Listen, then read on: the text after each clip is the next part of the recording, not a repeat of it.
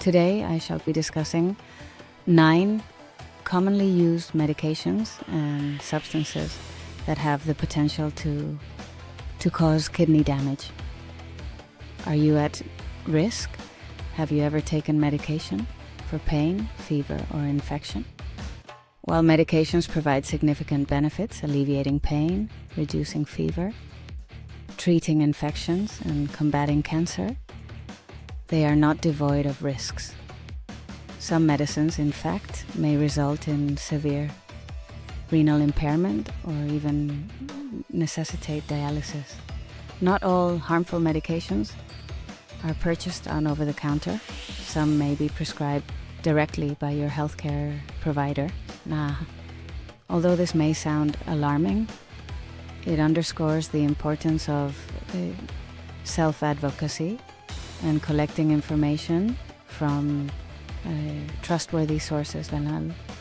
This discussion will examine whether some of the painkillers, antibiotics, and chemotherapy agents you may be using are contributing to kidney damage and what steps can be taken to prevent such outcomes. Now I shall outline the 9 medications and substances commonly associated with renal impairment, some of which may be part of your current regimen. 1.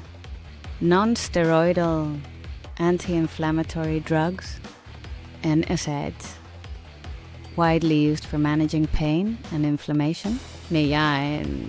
NSAIDs include familiar names such as ibuprofen, naproxen, and aspirin.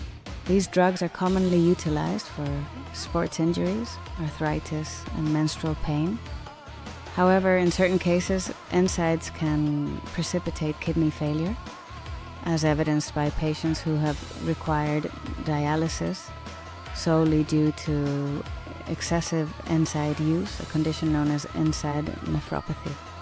It is essential to note that NSAIDs do not adversely affect everyone. Individuals with robust renal function who remain adequately hydrated may derive benefit when these medicines are used as prescribed.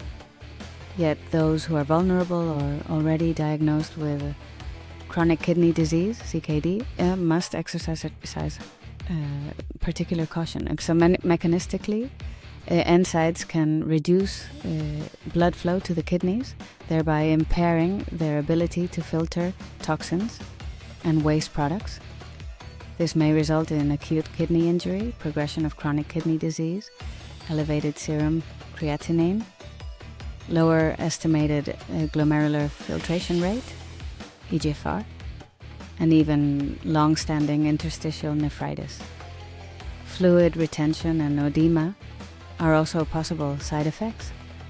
To determine whether NSAIDs have affected your kidneys, consult your physician to check kidney function parameters such as eGFR and serum creatinine, and assess for proteinuria.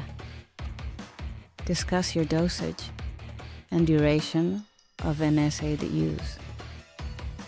High doses, 800 milliliters of ibuprofen 3 times daily, particularly for more than 10 days, or combined with dehydration, can increase risk. Over-the-counter powders that combine aspirin, acetaminophen, and caffeine, for example, may also harm the kidneys.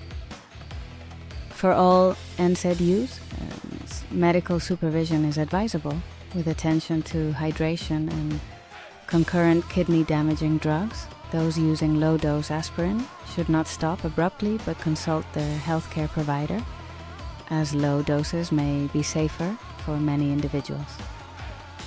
2. Antibiotics. Antibiotics are indispensable in treating infections, but in certain forms and doses can harm renal function. Some, such as gentamicin, vancomycin, and specific antifungals, are particularly nephrotoxic, especially when administered intravenously in hospitalized patients with pre-existing renal vulnerability. If you have kidney disease or suspect vulnerability, it is imperative to ask your healthcare provider whether a prescribed antibiotic could impair renal function. Should the risk exist, inquire about alternatives or protective measures, such as careful dosing and hydration. As an example, Bactrim, a commonly employed antibiotic, can worsen renal function in those with dehydration or CKD. Certain antiviral medications may also induce renal injury by forming urinary crystals. Some antiretroviral agents used in HIV treatment may similarly cause renal impairment. Always engage with your healthcare provider regarding potential risks and safer alternatives. 3. ACE inhibitors, medications such as lisinopril, enalapril, and benazepril are widely prescribed and can be advantageous, lowering proteinuria and helping in early diabetic nephropathy. However, in cases of advanced kidney disease, low blood volume, vascular blockages, or dehydration, ACE inhibitors may cause or worsen renal injury. When prescribed an ACE inhibitor, inquire whether it will benefit or harm your kidneys. Request kidney function testing before initiation and 2 weeks afterwards. Significant declines in function may necessitate re-evaluation of therapy and investigation for underlying vascular compromise. In patients with more advanced CKD, referral to a nephrologist is advisable. ACA inhibitors may also elevate the potassium levels, which can cause dangerous cardiac arrhythmias or cardiac arrest at excessive concentrations. Thus, while often cardio and nephroprotective in early disease, these agents can also precipitate renal insufficiency under specific circumstances, sometimes diuretics, frequently known as water pills.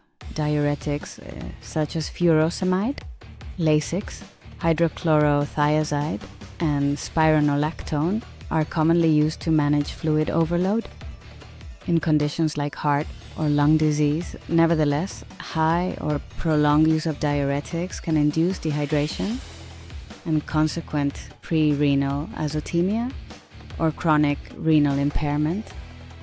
Achieving a balance between correcting fluid overload and avoiding dehydration is crucial.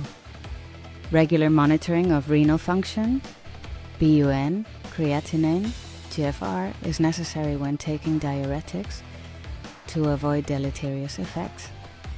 Some diuretics may also cause imbalances in calcium, blood glucose, or uric acid levels.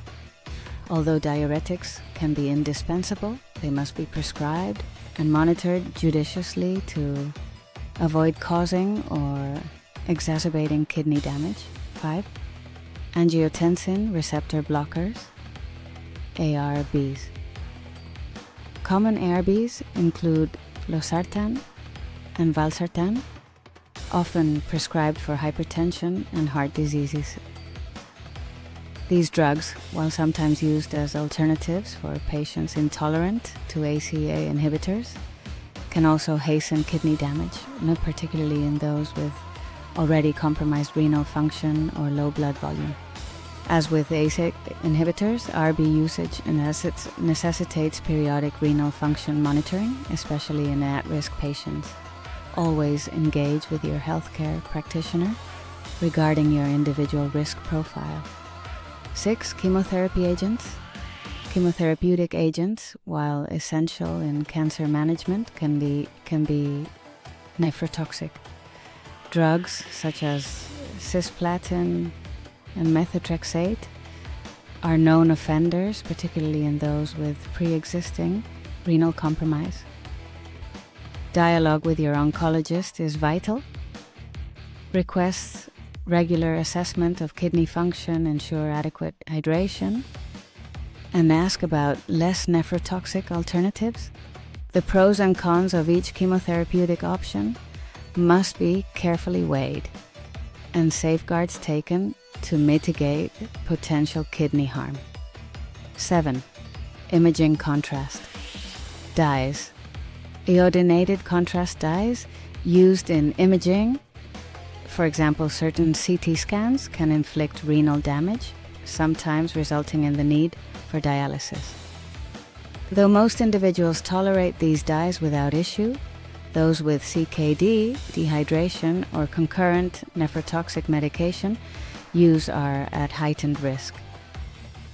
Protective measures include ensuring robust hydration, typically 2 to 3 liters of water per day, and tailored to your health status. Considering intravenous hydration before and after contrast exposure. And exploring alternative imaging modalities such as non-contrast CT, ultrasound, or MRI with different contrast agents, where possible. In rare instances, transient dialysis may be required to clear the dye, but long-term dependence is not inevitable. Always inquire whether contrast is essential and what precautions should be taken if its use cannot be avoided. 8. Mood stabilizers. Certain medications used to treat mood disorders, most notably lithium, can adversely affect both kidney and thyroid function if not carefully monitored. Regular assessment of kidney function is vital for those on lithium, with open communication between the prescribing psychiatric healthcare provider and relevant medical specialists. If kidney dysfunction arises, alternative mood stabilizers should be considered, though in some cases the careful adjustment of lithium dosage and close monitoring may be preferred if it remains the most effective therapy. 9. Alcohol and illicit drugs. Excessive alcohol intake can induce hypertension, the second leading cause of renal failure. Illicit substances, including cocaine and heroin, also threaten kidney health. Cocaine constricts blood vessels and elevates blood pressure, both of which may precipitate acute or chronic kidney failure. Heroin, often adulterated with nephrotoxic substances, can also result in severe renal impairment. For all the aforementioned classes of medication and substances, while many provide therapeutic benefits when used appropriately, it is critical to recognize their potential risks. This knowledge empowers individuals and their loved ones to engage proactively with healthcare providers, ensuring optimal care while minimizing the possibility of kidney injury. Should you find this information beneficial, consider sharing it with those you care about. Take active steps to preserve your health by familiarizing yourself with these risks, maintaining open communication with your medical team, and consistently aiming for the healthiest, happiest life possible.